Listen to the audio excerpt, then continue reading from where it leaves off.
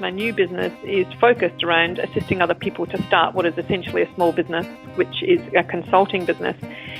And so with those people, I encourage them to do a bit of a self-audit to figure out whether they have what it takes, actually. Because all sorts of things you need to be able to be a successful consultant, character traits, experience, credibility, all those things. And as well as things like, you're okay being outside your comfort zone a lot of the time, and you're good with deadlines, and you don't procrastinate. There's all sorts of things that are going to show you, if you do this self-audit, whether this is going to be for you or not, because it isn't for everybody. Hello and welcome to So You Want to Start a Business, the podcast where we interview business owners, entrepreneurs and other smart guests so we can learn their tips, tactics and strategies. I am your host, Ingrid Thompson, and it is my absolute pleasure to bring each of you these interviews. If you have any questions about how to create and start your own business, just shoot me an email, ingrid@healthynumbers.com.au. I answer every email personally. Let me know what you're working on. Each and every guest on this show has their own unique perspective on business, and today is no exception. Today we have a conversation with Jacq Hackett. Jacq is on a mission to equip startup solo consultants in the government and community services sector build a thriving business for themselves. Our conversation goes into great detail about how she has created an online program for a very well-defined niche. This interview conversation is a little longer than some of the others, and that's because Jacq is a great thinker and her ability to reflect on what has happened over the past 3 years is incredibly insightful. It is an enormous privilege to have all this wisdom in one conversation. Are you ready? Let's go. Here we are today with Jacq Hackett. Hello, Jacq. Hi, Ingrid. How are you? Very well, thanks. Great to have you with us. Thanks so much for your time today. So let's get into it. So let's firstly, what is your business? What business are you in? So I am in the business of public sector consulting. So I've been doing that for the past 18 years, and I specialise in working with public health services. But in recent times, in the last couple of years, I've kind of really developed a new arm of my business. And so now what I'm doing, in addition to consulting, is that I've expanded what I do to provide support and training for other people who are looking to transition from the public and community services sector into being solo consultants like me. So that's, so I kind of think about my business in those two ways. At the moment, the core business is still consulting, and the new side of the business is slowly taking over. So, yeah. And so helping those that want to be like you. Exactly, because it's really, it is a transition. It's a learning curve and it's a transition, and a lot of people want to be consultants. And there's not really a pathway, well, up until now. And so what I've done is I've done a few things, but the primary thing I've done is develop the Solo Consultant Masterclass, which is an online program for people, who are looking to make that transition. That's fantastic. Thanks, Jacq. So when did you start the consulting business? And then you said it's only in the last year or so that you've done this other business. Yeah, so I've been consulting for 18 years, so actually a long time. Yes. I'm sort of probably now one of the senior veterans of consulting in New South Wales Health anyway. That's 18 years. And so for the last 3 years, really, I've been developing the new arm of the business and formally launched it just in July this year, actually. Isn't that fantastic? So let's think about that new arm. Why did you start that business? Why did you start it? Yeah, and it's interesting because, there was kind of two things that really were the impetus. And the first one was very personal.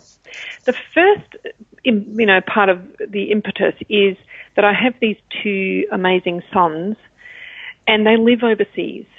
One of them lives in London, one of them lives in LA, and they went traveling when they were, quite young, and they kind of never came home, not to live anyway. And so they're now in their early 30s. They're amazing. They've got fantastic careers. They do really interesting stuff. And it sort of dawned on me that, they're not coming home. And so I really started to think about what my life would be like and what I wanted it to be like. You know, they're going to have kids, I reckon, sometime soon, and I don't want to see my grandchildren once a year, you know. And so it really, really, really prompted some deep thinking on my part about, you know, okay, I actually need a new business model. I need something different. I need a business model that's not tied to being here in New South Wales most of the time. So that was the first really big kind of personal thing. But also, I would really love to do a bit less consulting work. You know, consulting's great. It's been a fantastic, you know, role for me. But it's complex and it's hard, and every project is like starting a new job. And, you know, it's exhausting. So I don't want to give it up, but really I would actually like, you know, to do less of it. So those two things were really the two things that got me thinking, well, what else can I do? You know, how can I do business differently?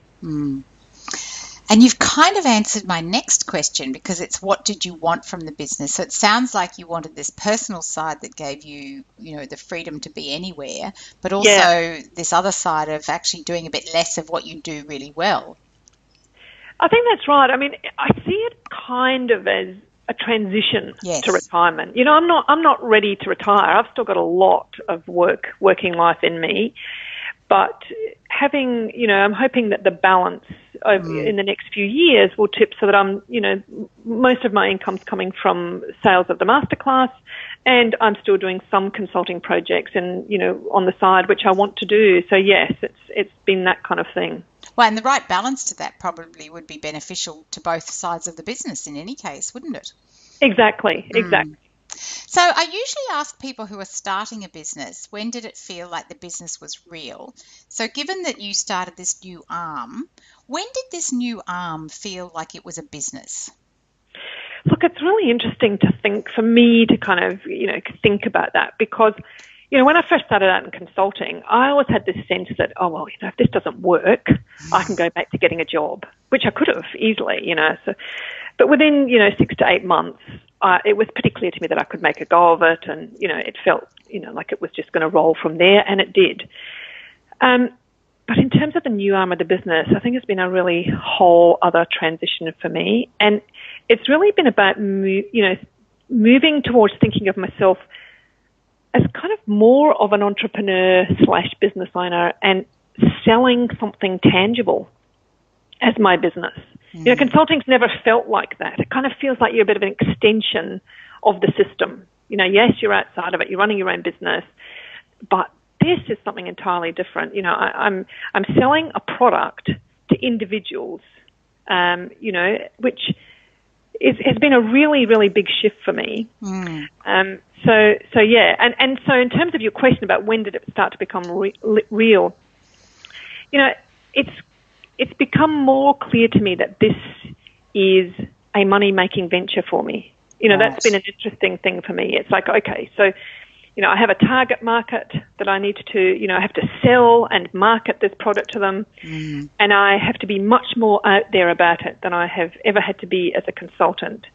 And I've also had to spend a huge amount of time and some money to develop it, unlike, you know, my consulting role. So in terms of the business concept being real, that has actually happened quite quickly, I think. You know, just to grapple with all these things. This is what I'm moving into. This kind of, I'm selling a product to a target market and building a business around that. So it kind of happened quite quickly that, you know, this is real. That's such an insightful answer, Jacq. Thank you.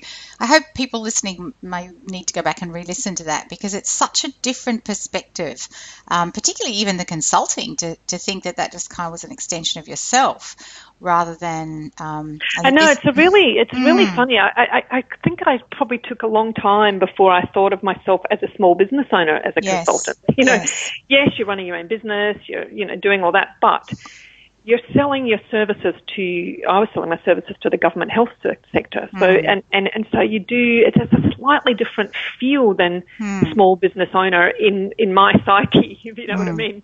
But this new arm feels very, very much like this is a business. Yeah, and it just happens to be online. It's not.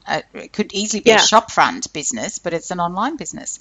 Yeah. So as you were, apart from you wanting to have this business for yourself so that you could do less consulting and so that you could have more time overseas with your gorgeous family, how did you know that there was anybody who wanted this? How did you know it was viable? How did you know your customers would pay for it, that the service was viable?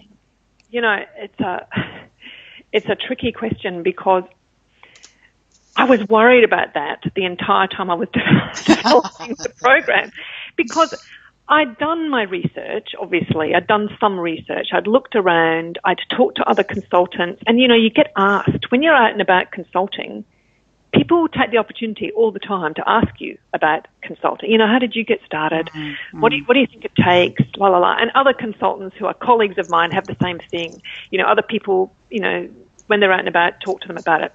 So I kind of knew that there was that there are plenty of people moving into consulting.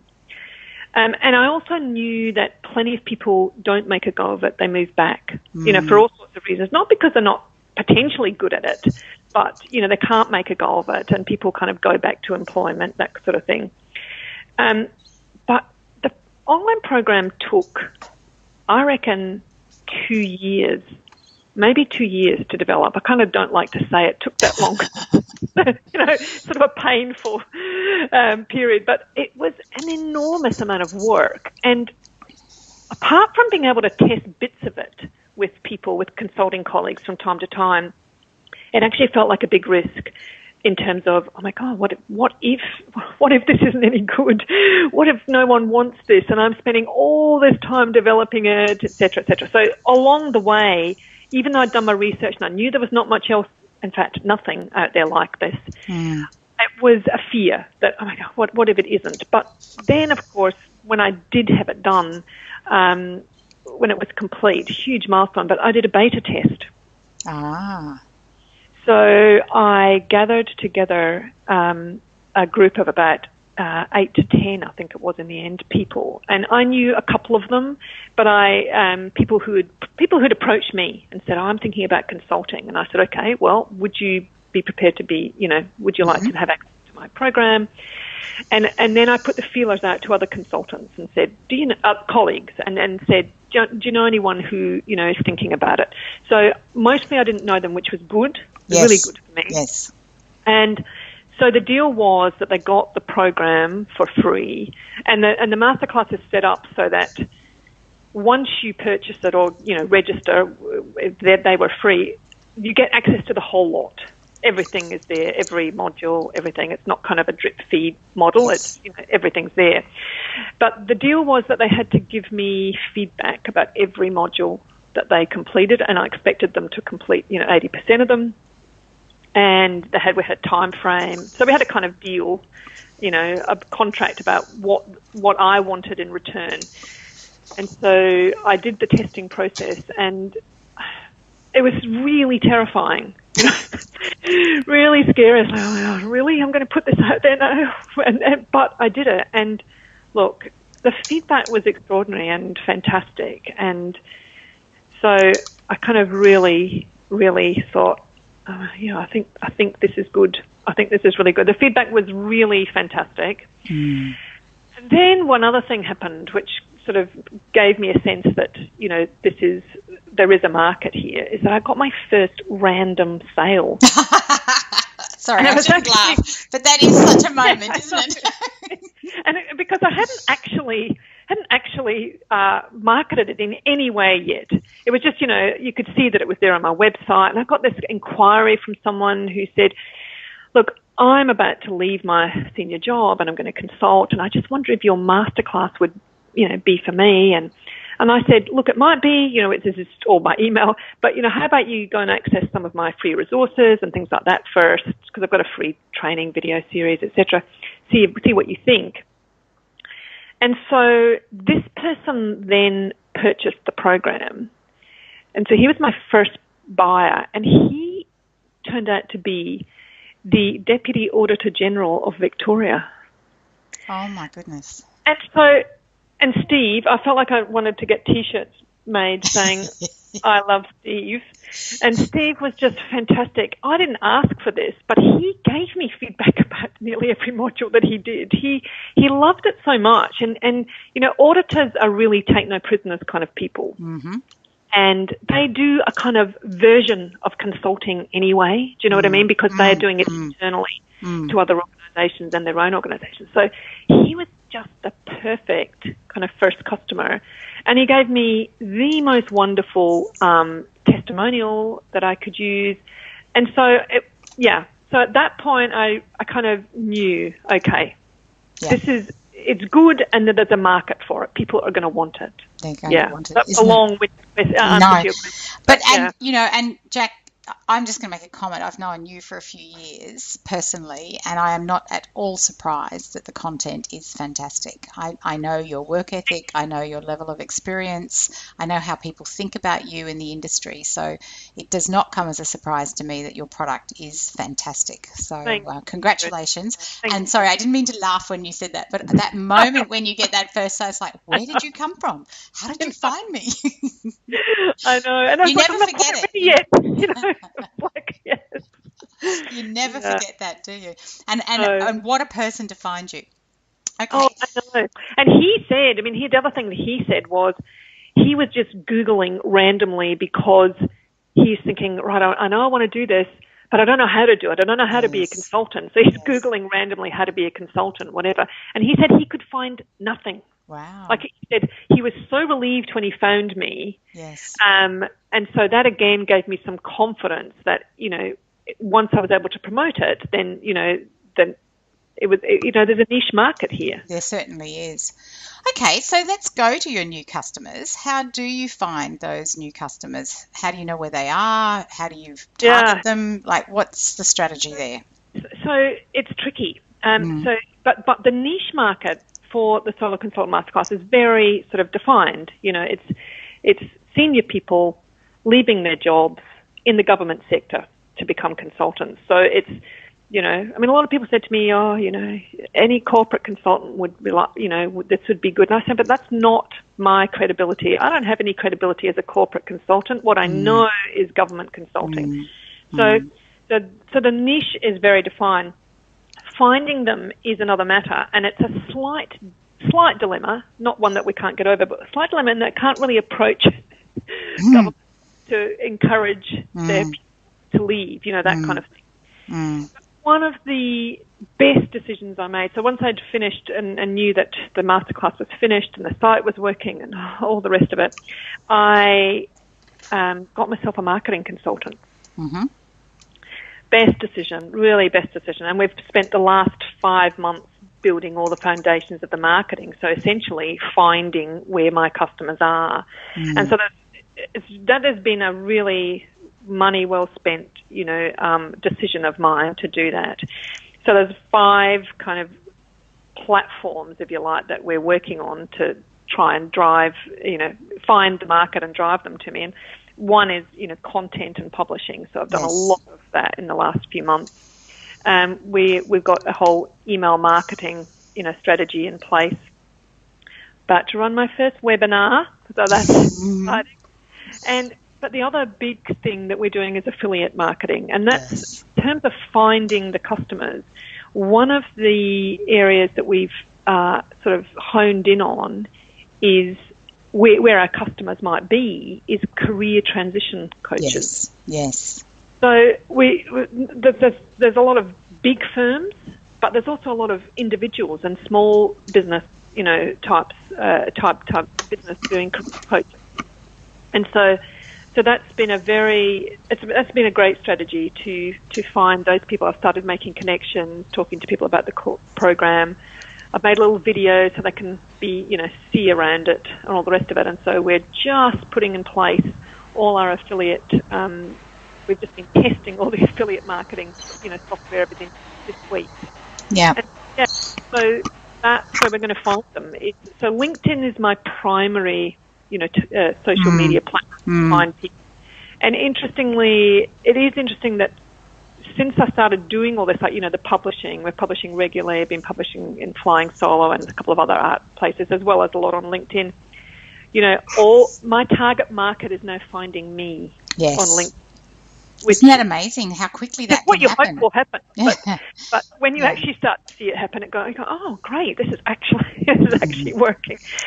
So it's not quick. None of it is quick, No. finding people and all the rest of it. But we're trying to get the foundations in place for the marketing, and then, hopefully it will start to run and start to, pay off. Indeed. And, because, as you said, you can't really approach the people and say, do you want me to come and run a workshop for your people who might be thinking about leaving? Facebook also is an area that's kind of fraught with danger for anybody suggesting people leave their jobs. Facebook has a very dim view of anybody who encourages that sort of behaviour. So that's an environment where lots of people say, oh, it's easy to run promotions on Facebook. But in fact, Facebook's not an area that would be, and I work in that, so you want to start a business space. So it's an area that neither of us really have open to us as a way of communicating with people, and it is an environment that people spend a lot of time on. So it really does mean the LinkedIn's and that partnerships with affiliates is so critical, isn't it? Yeah. The other interesting thing that I've talked with, I've had some ideas about, and I've actually talked to a couple of my clients who are very senior in government in New South Wales Health, is one of the things to do in terms of selling when you're not selling is I have had this idea of creating a sort of workshop or a keynote kind of thing around how to get the most out of consultants. So the other way around. So it's the other way around. So I can, and one of my senior clients has said, oh, when you get that together, will you come and run it for my staff we'll be your guinea pigs. And so that kind of thinking kind of outside the square about how can I get in front of government without selling the masterclass, but being able to go to them and give them something of value. How can you, because as a consultant, I can see a million ways how they can get better use out of us, and so that's on my radar to do as well, to put some sort of presentation or something together about that, and that's a way I can potentially get in front of people without selling the masterclass, but being able to mention it along the way potentially, just by being there.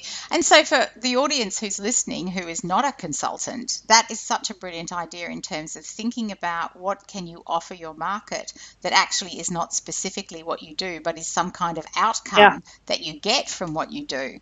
So I hope those people listening can take that on board. Okay, so I'm going to ask you some money questions now. Yeah. And Jacq, as honest as you want to be or as general as you want to be, totally up to you. So you've talked about it taking time and money and the different things you've done and, an online program and a website and branding and a marketing consultant, best money you spent. Where does this money come from? And then how do so you were doing your consulting, which clearly was paying you nicely and giving you that, but then all of this other stuff, where does that money come from? So, yes, the consultancy, my consultancy business has funded the development of the masterclass. Yep. And I'm in a fortunate position. I earn good money from consulting. I've got a reasonably high daily rate. And so I'm in a good position. I can, where I want to and need to, I can, pay other people to do things for my business. So I have certainly done that. So it feels like in the last definitely in the last year, I kind of spent every business, every bit of money that comes in is going out again because it's paying for the whole setup of the masterclass. By far the biggest cost has been my time. Yes. So, and that's all free, obviously. But so how did you free up your time? Because I know you took your time to develop the online program. I mean, it's in excruciating detail. It covers every topic. Where did you find the time for that? Oh, and you've written a book, by the way. Yes. So I have written a book, and the book came first, and it was through writing the book that I thought, there's something else here. There's a much bigger product that I can create. And so how did I find the time? Look, in a number of ways.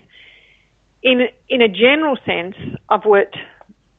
My role has been, my discipline rather has been to work every single Saturday. Right. on the masterclass rather than consulting. I tend not to work weekends on consulting.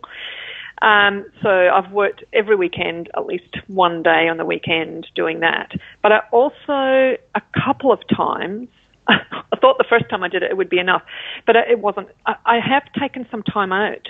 So I've kind of pushed myself really hard in consulting, banked a fair bit of money and thought, right, I'm going to not work in consulting for the next 2 months. I'm just going to focus on the masterclass. So I did a couple of stints like that, kind of worked overly hard on consulting, took a bit of time out from that, and, just focus on that. As I said, I thought the first time, it's one of the things I just hugely underestimated with how much time it would all take. But, it was so complex, all of it. And so, I had a couple of stints out. But, yeah. And that's, if somebody has, a job or they have a regular commitment to another business, they can use their holidays, or they can use, take some leave without pay, or long service, or work part-time for a little while. So, it's a model that's available to a lot of people, isn't it? So thank you for that. Absolutely, yeah. Thank you. Now, what process did you use to decide a pricing strategy for this project, for this product? Because the product is different to you and your services. Very different, yeah. As a consultant, especially in government, the government sector, you're working on a daily rate basis, and that's, how you cost your projects and all the rest of it. So in thinking about what I was going to charge for the masterclass, like many other things, in many ways I just made it up, because there isn't, I don't mean I just randomly plucked it, and I'll tell you about what were my considerations, but I don't know what the right answer is. I don't know what the right price point is. So the price point of the masterclass sells for $2,500. Mm-hmm. And, then there's a payment plan that you can do as well, which is reasonably high for an online program. Mm-hmm. So I've done that sort of research, and I know that, that's reasonably high for an online program. But the price is based on a few things. Firstly, the target market. So these are senior people with very good salaries, and they've often had a payout because they've got, a voluntary or a forced redundancy, is often the trigger for people to become consultants. Yeah. So they're not people who don't have access to the funds to pay for a program. Secondly, it's kind of based on how comprehensive the program is. It's a ton of information, a lot of systems, a lot of step-by-step have been developed. So, I think it's worth that price point. And also, as I said before, it's kind of unique. Yes. I haven't been able to find anything similar. Lots of people said to me along the way, oh, you should charge more than that. And, oh, look, who knows? I've decided on a price point. Yes. And I feel comfortable with that price point. And, so that was my considerations. Okay. And it's selling, so it's clearly working. Yes, it is. The sales haven't been huge yet, but yes, it's selling. It's selling enough that that the price is not an issue out in the market. So you said that you were kind of having this as your transition to retirement, because my next question is about your exit strategy. Yes. Do you just see this going on forever, or is there an end, or? Don't really know the answer to that. That's fine. It's definitely a transition to. And a transition to not working quite so hard. There's no such thing as passive income, really. No. But once we've got all the marketing rolling, and all I'm doing is because I've got lots of ideas about how to update the program. Now that it's done, and also I'm going to run regular webinars with my cohort of students. That sort of thing. But it's not going to be a full-time job, I would hope, forever. No, and that gives you time for the family, which is what you were looking for. So I want to be able to go and live somewhere else for a few months of the year, and still, I can still do all this. I can still run the webinars. I can still do whatever when the product is is an online product. Yeah. Yeah. No, that's terrific. Okay, so if you reflect back to the beginning of this part of your journey, is there something you wish you had done differently at the beginning of the online arm? Look, I have thought about it, and look, it seemed to take forever to get clarity about what the new business could be, and I went down a lot of rabbit holes. Not just in developing the whole concept of it, but also at many, many points along the way as I tried to figure out how to do it. So, there's probably things I wish I'd done differently, but honestly, I don't know how I would have known how to do any of them differently. Felt like the process was the process, yeah. And it sounds like you've answered this question, and I'm not going to put words in your mouth, but is there something you wish you'd known from the start? And that is a different question to the one I just asked you. Because you've talked about time a lot. I think the one thing I had really underestimated, as I said, was how much time was going to be involved and how much learning was going to be involved for me about all sorts of things that I had no idea about, how to publish a book, how to write a book, got all this material. Yes, but how do you make it into an online program? Oh, and then how do you host your videos? And then how do you make videos? And it's like it just went on and on, all the things that I had to learn. On the other hand, I think if I really had been able to quantify the toil and the time and the sort of anxiety, would I have gone ahead? Who knows? There were some days where I woke up thinking, I really wish I hadn't started this, because I'm so kind of determined once I've started something that I know I'm going to finish it. And there were times when, my whiteboard would just be filled with the tasks that, and the progress and all the rest of it. So, yeah, I don't know. If it would have helped. It probably wouldn't have helped to know all that up front. Yeah. Well, it sounds like you've had some terrific assistance from people around you. And I know I was at your book launch and I know you mentioned people, but just do you want to just give us a sense of who has been the greatest assistance to you? Either name names or just in general. Sounds like your marketing person's been pretty fantastic. Oh, my marketing person's been marvellous. But in the early days of, the development process, other consultants actually were really good because, I needed to be able to kind of talk to people about this who knew what I was, in the business of doing. Yeah. So they were great. I also used a ton of freelancers. I use them in my consulting business, but I could not have developed the masterclass without them. And in fact, it's one of the bonus modules I've put on the masterclass is about how to work with freelancers. I interview my own virtual assistant, and I also walk people through how to get access to virtual freelancers, because it's not something that a lot of people actually know how to do or feel confident to do. But I use them for all sorts of things, for, editing the videos, for developing the PowerPoint slides for me, for a myriad of things, graphic design, all sorts of things. But there's one particular person that I just took a lot of not only inspiration from, but got assistance from, and that was an American guy called David Siteman Garland. Now, I've never met David personally, but when I was doing the random Googling of how do you develop an online program, I found him by accident, and he has this program called Create Awesome Online Courses. And, he's sort of a dude. He's an American dude, but I thought, there's something here. So I purchased his program, which was about $1,000 US. So his wasn't cheap. But, and look, I have just got so much assistance and guidance from him. And so not only from that about how you do it, but then, you can see him do the other stuff. Then he had a website template that you could purchase, that you could host your online program on, and then he recommend a developer if you didn't want to do it yourself. He had people who knew how to use this and who would build it for you. And also, I think his engagement with his audience is really absolutely marvelous. He's a great role model, and I just have a lot of admiration for him.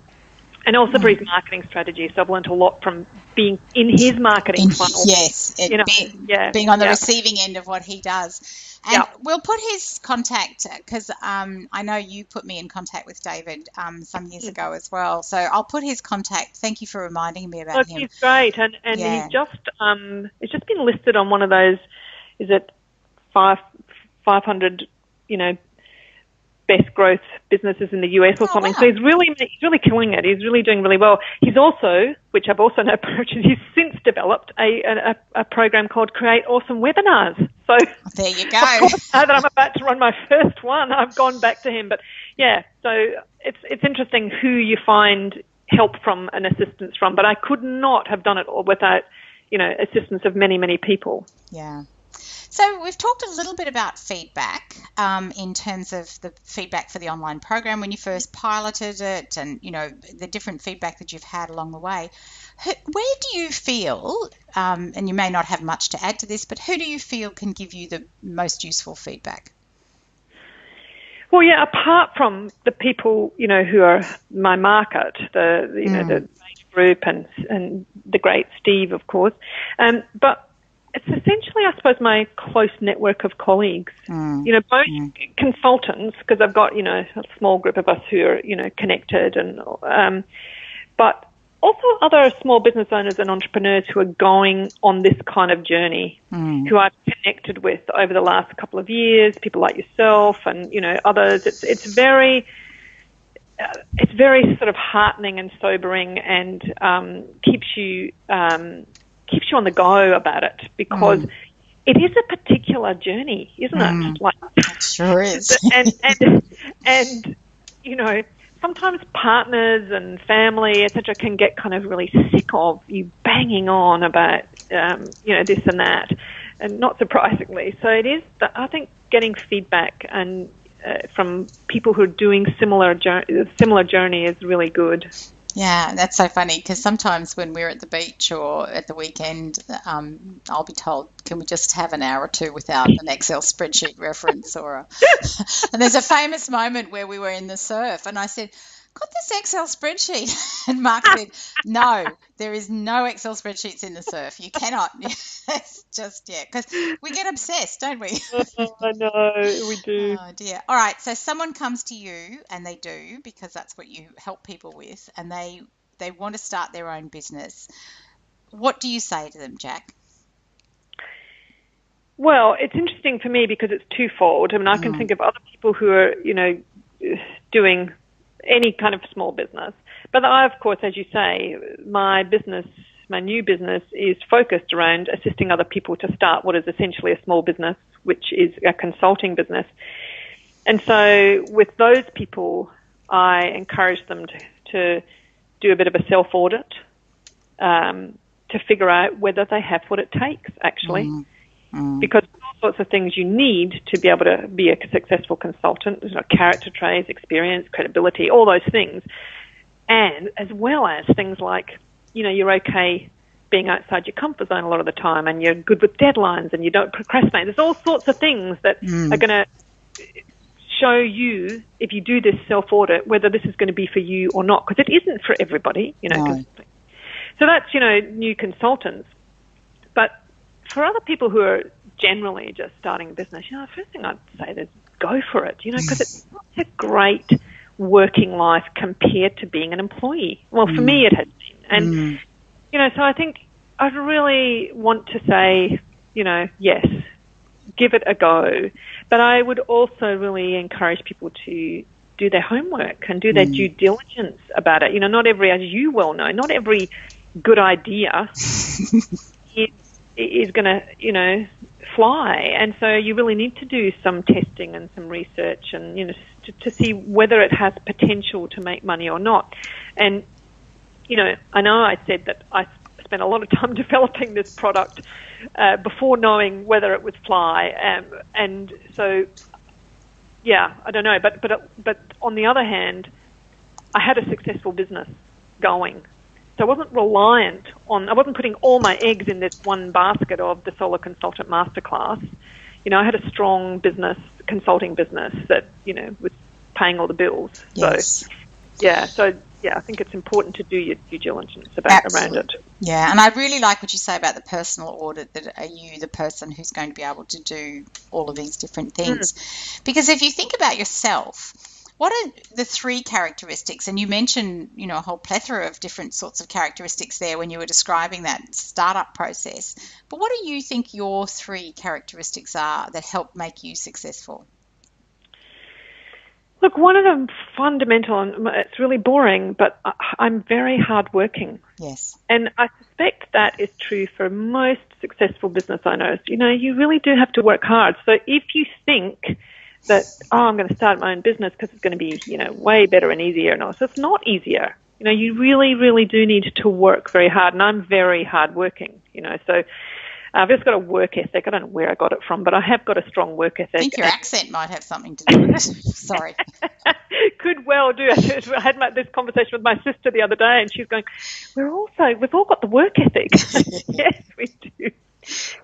The other thing that I think is that I'm pretty good at operating outside my comfort zone. I mean, not always, not in all circumstances, but I think that when you start a business, you have to sort of take a lot of things on the chin and take responsibility for a whole lot of things that you've never had to take responsibility for before, because you haven't got an employer and you haven't got an HR department and an IT department or a help desk or whatever. You're actually it. So, and consulting, you're always outside your comfort zone, because the project you do next week is, you've got no idea about. You don't know. One week I'm working in drug and alcohol, then I'm working in high-risk maternity services, then I'm in mental health for Aboriginal people. And, it's like I don't know anything specific about those areas. So I'm always outside my comfort zone. And I'm good at it. I think that's one of my characteristics.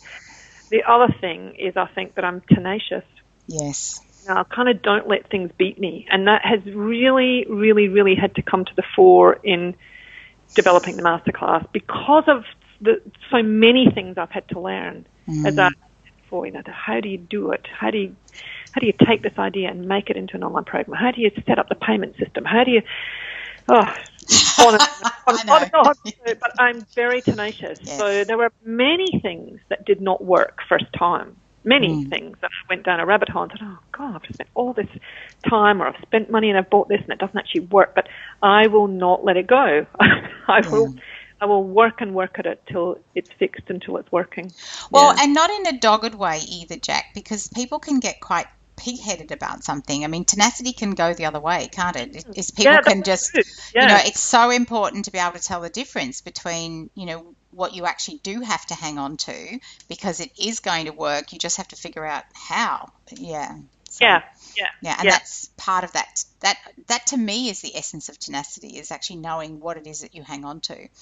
And keeping hold of game. Because it can be very tempting to just kind of give up at various points when things do get hard.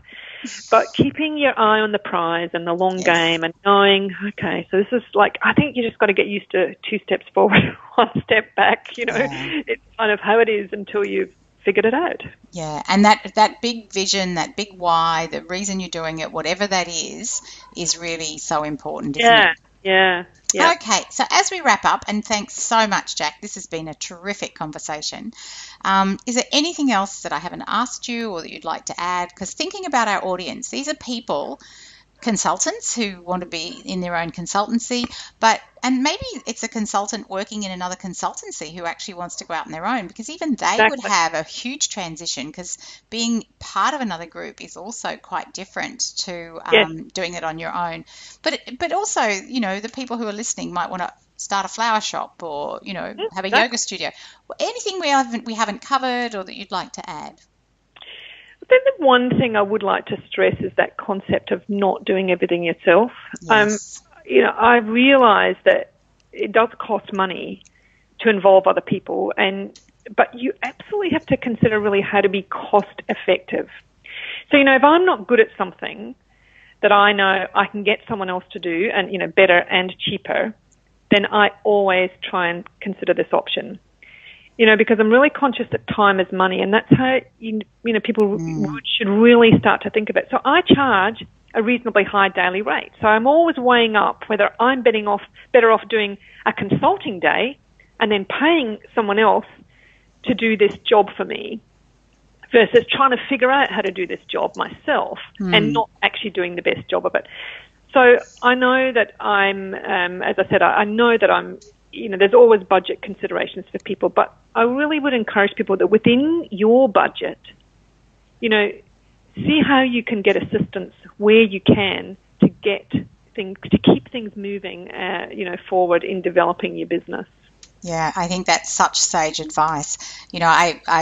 The people who try to do their own bookkeeping when they can hardly add up, and it's really, and I mean that, you don't do what you're good at and leave the stuff that you're not good at and find someone to do it. So that's terrific. Yes, and I think so many people, like I see it in consultants all the time, other consultants, they do everything themselves. Yeah. Think, could you get yourself an admin support person? Get yourself a bookkeeper. But yes. A lot of people are just, and I don't think it's cost effective. It's not cost effective for you to spend your day doing things that you're actually not that good at, and they're going to take you longer than someone else. So I just think it's a really good motto. You can and where you can afford it, get some help. And it may not even be done as well as someone who knows what they're doing will do it, Oh, totally. Yeah. There are so many things I'm just not good at. I can do them, but I do them so mediocre. It's very mediocre. So, I think there are plenty of people who do a lot of things better than we do, and you should think about that. Yeah. Think about it very seriously. Jacq, thanks so much.